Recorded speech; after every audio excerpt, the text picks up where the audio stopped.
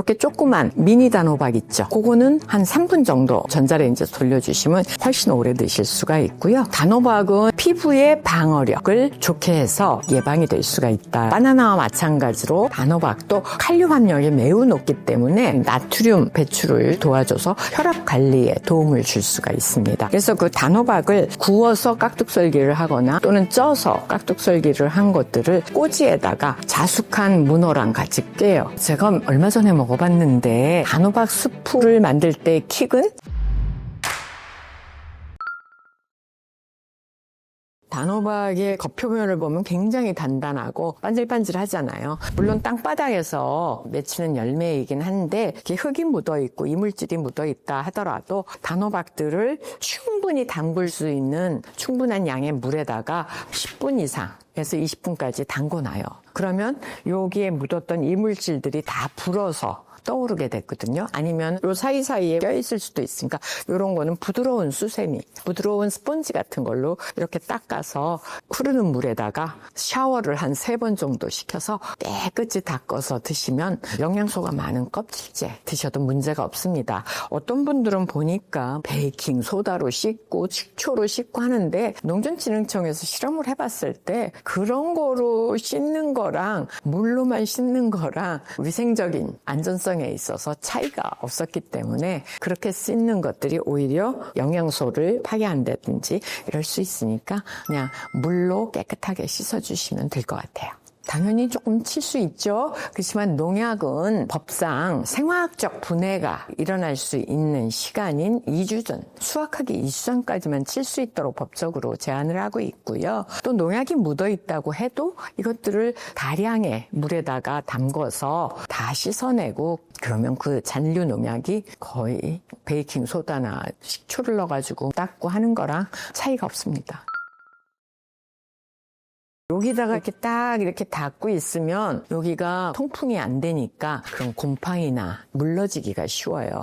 그렇기 때문에 사실은 여기가 조금 울퉁불퉁해서 그런 일은 크게 없지만 혹시 이제 계란판은 요철이 있으니까 그 위에다 올려놔두면 통풍이 잘 되잖아요. 그래서 그렇게 해서 서늘한 곳에 놔두고 후숙을 시키시는 게 도움이 된다. 그 뜻이 받아들이시면 될 것 같습니다. 단호박을 3주까지는 보관을 상온에서 할 수가 있거든요. 근데 그 다음에 되면 얘네들도 이렇게 물러져가지고 상하게 돼요. 그러면 아깝잖아요. 그러기 전에 잘라야 되는데 이게 생으로 되어 있으면 단단해가지고 자르다가 칼이 이렇게 삐끗하면서 손 같은 거 다치실 수 있어서 위험하니까 요를 자를 때는 전자레인지에 이렇게 큰 거는 한 5분 정도, 이렇게 조그만 미니 단호박 있죠.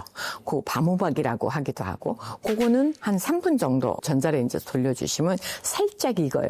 그러면 이제 칼날이 들어가기가 쉽거든요. 그럼 그 정도에서 잘라가지고 랩으로 다 싸서 냉장 보관해서 드시면 훨씬 오래 드실 수가 있고요. 물론 냉장 보관할 때는 속에 씨랑 속살 다 파내야 되죠. 그렇게 하시는데 그래도 다 못 먹겠다. 그러면 단호박을 좀 잘게 깍두기 모양으로 썰어가지고 냉동에다 넣어놓으시면 바로바로 이용하실 수 있고 하니까 편리하게 오랫동안 건 장기 보관용으로 쓰실 수가 있는 거죠. 단호박은 옐로우푸드의 대표 주자 아니겠습니까?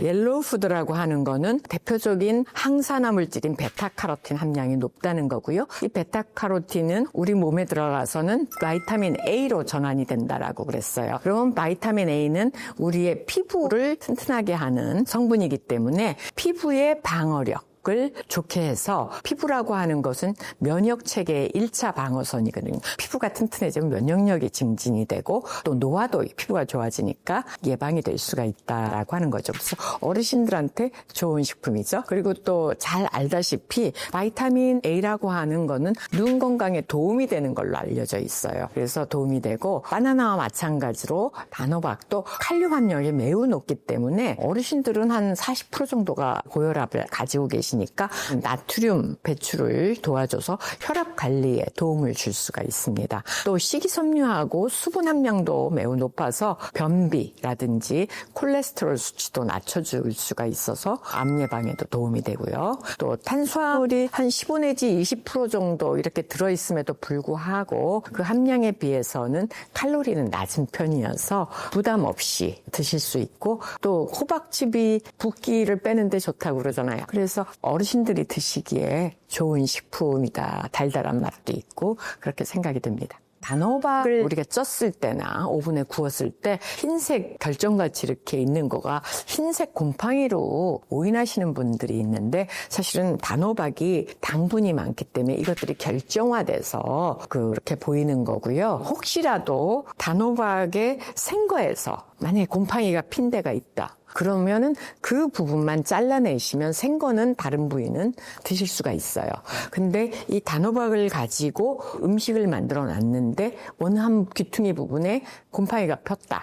그러면은 음식에서는 그 한 부분처럼 보이지만 그것만 도려낸다고 그래도 전체에 다 곰팡이 포자가 퍼져 있을 수 있어서 드시면 위험하시니까 다 아깝지만 버리도록 하시는 게 좋겠습니다. 단호박은 지금 여기서 보이는 것처럼 이제 갓다면 이 꼭지가 초록색이 띄거든요. 그리고 수분이 많아요. 이런 것들은 후숙을 시켜야 되는 거예요. 그래서 이렇게 한 2주 정도 이렇게 하면 이게 이렇게 마르고 수분이 없이 이렇게 되는데, 이 정도 되면은 후숙이 돼 있는 상태입니다. 그러니까 이렇게 해서 돼 있는 단호박을 구매해 오시는 게 이제 바로 드실 수 있는 방법이고, 내가 뭐 농장에서 직접 키우시거나 농장에서 바로 샀다, 신선한 걸, 그러면 이 초록색 꼭지가 수분이 없을 정도로 2주 정도 후숙을 시키시면 더 달달해지고 맛있습니다. 네. 제가 얼마 전에 먹어봤는데 단호박이 문어랑 굉장히 맛이 잘 어울리더라고요. 그래서 그 단호박을 구워서 깍둑썰기를 하거나 또는 쪄서 깍둑썰기를 한 것들을 꼬지에다가 자숙한 문어랑 같이 깨요. 그리고 살사 소스 있잖아요. 토마토, 양파, 파프리카라든지 뭐 이렇게 해가지고 이렇게 한 살사 소스에다가 찍어가지고 이렇게 먹으니까 아주 이국적인 맛도 나고 맛도 참 좋은 것 같았어요. 그런 것들 괜찮다고 생각이 됩니다. 그리고 이제 저는 단호박 수프 좋아하는데요. 단호박 수프를 만들 때 킥은 양파를 뭉근한 불에 갈색이 날 때까지 오래 볶아가지고 양파를 좀 듬뿍 같이 넣어서 단호박 찐 거랑 같이 갈아서 이렇게 주시고, 그러면 맛이 좋아져요. 나중에 소금, 후추 치시고, 또 단호박에 좀 더 부드러운 맛을 원하신다 그러면 생크림 같은 거 조금 마지막에 넣어줘서 같이 이렇게 해주면 맛도 더 부드러워지고 조금 고급스러운 맛이 난다고 할까요? 그렇게 먹는 거 좋아합니다.